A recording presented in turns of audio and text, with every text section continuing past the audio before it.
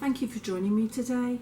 I was recently asked by a friend to make some soft toys, and the first set of toys are out of fluffy fun fabric.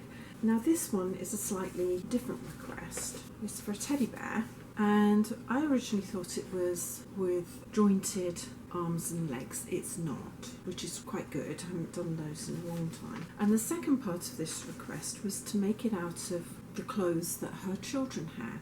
So I went through all the clothing. First of all, I pulled out the clothing that was of firm fabric rather than the knitted t-shirt style of fabric, mainly because that stretches and I don't want this to stretch. And then I went through again, and I have decided that I want most of it made out of these two fabrics because they're neutral.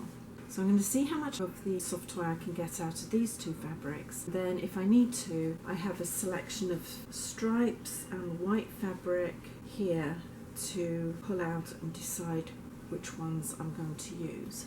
So let's get on with it.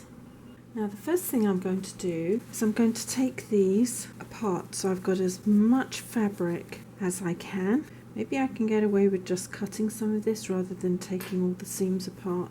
I'll do the same on this side as well. Well, this is a separate piece going on to there, so I'll take that out. I'm just going to go down the seams, I think, mainly, and then work out which pieces I can keep on here and also on the dungarees. No point in wasting time undoing these seams. They've been serged in. Now I could undo the hem there, that will give me a bit more fabric, and I will also take the front here off because that's an add-on as well.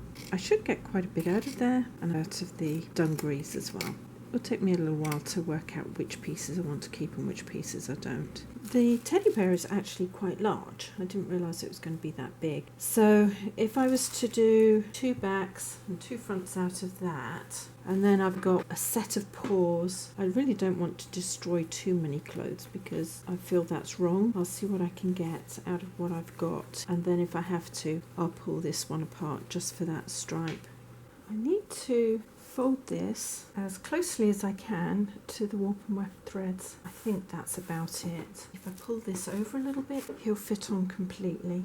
This is level with the fold mark. Pop him out just a little bit there so that that is on. These lines have to run parallel with the warp or the weft thread, and I think that's about right for the warp thread. I'm going to just pin him into place like this all the way around so that I can get a nice shape for the underside. I'm putting them on calico because I will be quilting the other fabric on top, so I need a stable base to do that from. This is the easiest way to do it. I'm just overcutting by a little bit all the way around because I want to add the pieces on and then recut him rather than cut him to the exact size, just in case he ends up twisting as I'm sewing everything together. I think actually I will put a little piece across the front here and certainly on here as well. I'll take this out and I'll fold the pattern up for now. I have just added the extras to the paws, which I sewed down and pressed open. Cut that. Although it's a little bit tight on here, I've got the dart coming in here which will take most of that out, and of course because I have overcut it, it will come in and the sew line, so most of that should automatically be in to here. What I decided to do with this is I want to lift the colour slightly. I only have a couple of decorative stitches and I chose this one. I'm going to do a line straight across, and if it's not that straight I'm not going to worry about it. And then I'm going to do the same here, and it starts forming a diamond shape. And I'm going to do that all the way down this side of the dungarees. This is an easy fix for a plain fabric. As you can see, I'm building up a bit of a pattern here. I'll complete this length of fabric. You can see here how just by putting this coloured thread on has lifted the plain colour of green to a lighter colour, I think. I actually think that's a pretty good result, to be really honest with you. It's something I don't often do in my work, is to play with stitches, but I think this is going to work for a teddy bear. It's a fake fur and it's really soft. This is down, and I am going to carefully cut out parts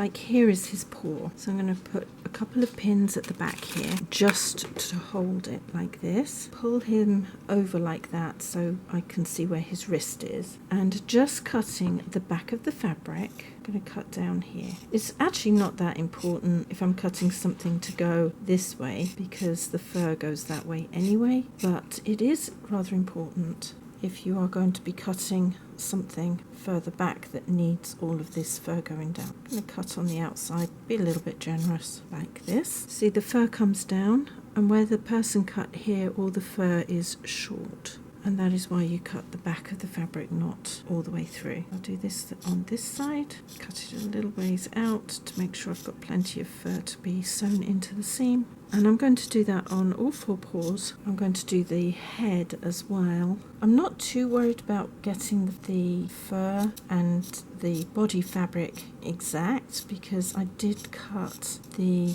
liner on the warp and weft thread. So if these go in slightly differently, it's not a major problem. But I'm just going to carry on cutting around till I've got everything cut out. I'm going to attach it as I go. I've just sewn this piece of velvet on, and something I noticed was if I push it down there's a big ridge here which I don't like, so I have decided to do it a little bit more like quilting. So I'm going to pop that there and then put that on. The ridge between here and here isn't so deep against the cotton if I have this in here, so he's going to be a little bit more quilted than I had anticipated, and I can get away with it because he's so big. If he was smaller it'd be a little bit more difficult. I've pinned everything together for now, and I am just going to cut against the fur fabric all the way up. It doesn't have to be perfect, and when that goes over it will hold all these pieces together. In the meantime I'll have it pinned just to make sure that as I move around it doesn't move out of place. I'm going to pop this piece in a straight line here which will hold this piece down and the interlining underneath. I've pinned it across this way so I can sew over the pins, and it's still pinned on either end here, and I'm just going to make my way across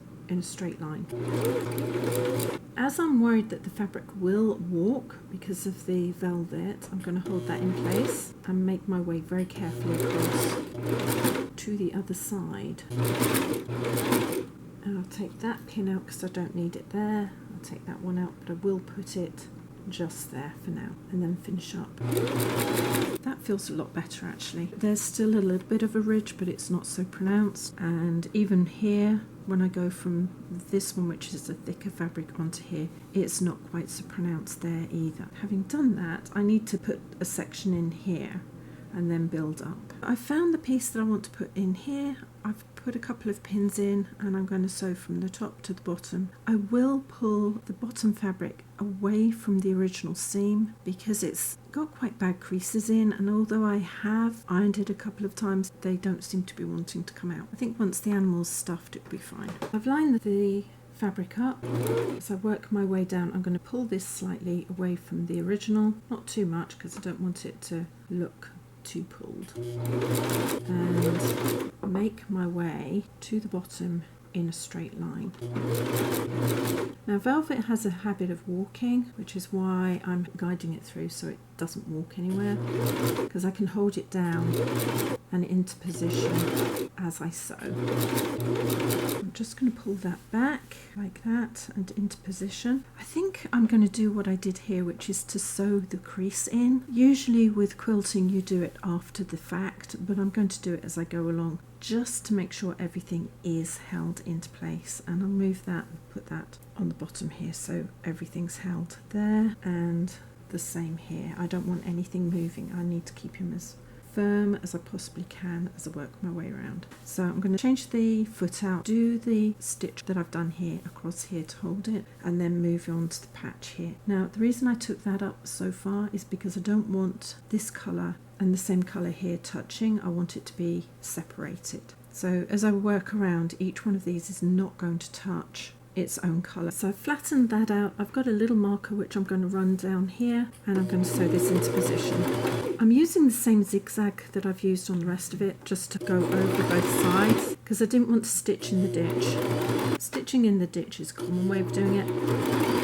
I just wanted to have something a little bit more interesting not that you can really see it. This is the back side of the teddy bear. I'm going to fold that back and put a pin across the bottom here and again on this side, so I know how far to bring the fur down on his head, and the same here. Just bring that back, put a pin either side so I know where to bring his paws to on this side. It will vary on the other back. I cut a little heart out of the check or the dog tooth and I fused it to a little piece of Pellon. I'm going to put it here. The seam is going to come down here about 1/4 of an inch, so maybe I'll pull it out just a wee tad. I think about there would be over his heart if he had one. I'm going to use my walking foot and I'm going to come out from the centre of the heart first, I think. Usually if you do a plique you zigzag, but I don't think I'm that fussed about a zigzag. Let's see where that's going first. I can always undo some stitches if I don't think it's going in the right place. Oops, yeah, I think I've gone too far over. So pull that out slightly.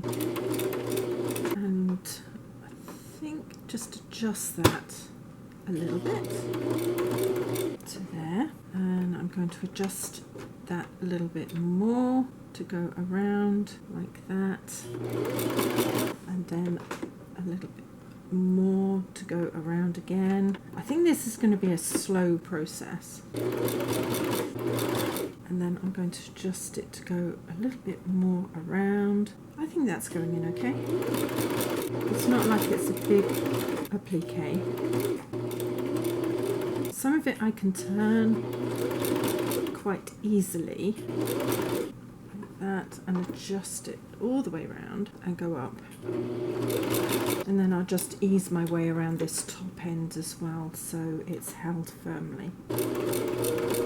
Now, because I have so much fabric, when I put my dart in, I'm going to push the fabric into that corner as best I can, line my dart up like that, slide it under. It only needs a 1/4 inch seam allowance, so I'm going to have to put that just there. The foot isn't hard down yet, so I'm going to just lower the needle into place, then lower the foot, reverse, and then forward, and keeping in a straight line. So the dart's going to finish up here somewhere, and then reverse again, because I want that held in really tightly. That looks fine. I'll do the other one for the other leg. Now, because I've got two different colours going on and I don't really want the white having green or any other colour, and then likewise I don't want to have white stitching on the front here, I'm going to slide that under here, and the neck is in line. He is going to have a ribbon around his neck anyway. I'm going to reverse again and then forward all the way along this front seam. Hold that down and work my way all the way around, keeping all of those raw edges together. Make sure that the ends of the bottom all line up. Readjust, pull it tight, pinch it together, and then carry on sewing. When I get to the bottom, I'm going to go off the end and then I'm going to reverse again to make sure that that is secure. Now, looking at this, the heart could have probably gone over a little bit more, but I think it's going to be fine. I did want it to be a little bit disjointed, which it is doing. Now I'm going to finish off the back. I'm going to show you how to put the safety eyes in. I don't really like using safety eyes, but that's what they told you to use. I'm just going to open that up and put a mark on there like that. I know these are nail scissors, they really aren't the ones to use. And I'm going to just cut a little hole through that. I only want small holes, so that's why I'm using these. And then a little bit of a cross like that. You don't really want to put too much of a hole there. And then holding it really firm, push fabric. Now, even if I hadn't done him like this, I would have still put a woven fabric onto the back. Golly, the other one went in really well. This one doesn't want to go in. Let's have another go. There we go. The eyes in, and then put the back on. Just push it down hard up against there. The woven fabric shouldn't pull out, whereas sometimes a knitted fabric, eventually the eyes pull out. And I actually put some quite big eyes on him so that it was noticeable if something went missing. You know, if those fall off, they're going to be noticeable, whereas if they're small ones, they're not always that obvious. Now I'm going to sew the front of his head on in white, and then I'll sew the back up together as well. Just a couple of pointers with the pattern. I had originally overcut the pattern so that when I laid the fabrics over, I knew that I would come over the edges of the cut line. So after each part was finished, then I cut to the cut mark here. When I sewed at the back in, I left from this mark to this mark free, so I could sew it closed with the stuffing in. And the other pointer was, when the head was put together and first turned the right way round, I made sure that the ears were as rounded as possible, and then I sewed across in a curve to make the ears the shape they were and to give his head shape. I'm making sure that the paws line up so that I don't have to add any trim around there to hide anything. And I'm going to do like I did on the back and the front, the sewing everything in green first or second, and then all of the white together, because I don't want any white stitching showing where it's green, and I don't want any green or grey stitching showing where it's white. So I'm just going to be very careful as I line everything up and make sure that that is exactly where it needs to be. A little bit time consuming, but you'd have to do it this way anyway, so it's really not that bad a deal. All I have to do now is sew up at the back. Now what I'm going to do is come up here a little way up there like that, and I'm going to fold that over about 1/4 inch like that, go into the other side and out, and then into this side here. Now theoretically I should go through all of the pieces, but I think so long as I just get the main parts, it should be fine, which is the top fabrics. I did run out of stuffing for him, unfortunately. Took a little bit more than I had. Not in such a way that it's going to be a problem. He is quite full, he's just not very firm. And then through there. And I'll do that all the way down the back, and then I'll just massage the filler around a little bit, and hopefully he'll even out a little bit more than he already has. I'll just carry on down and make sure he's nice and tight in there. The last thing I've got to do is put his nose on. Now the pattern for the nose I actually took from a different project that I was working on. They actually said to embroider the nose on, but I think this will work just as well. And I'm just going to do like an overstitch, I think, because I always think bears should be a little bit scrappy, not perfect, because they're meant to be well loved. I'll make my way around and make sure that this is quite secure. Thank you for joining me on this project. I hope I managed to impart some useful information to you. I personally think he's turned out quite well.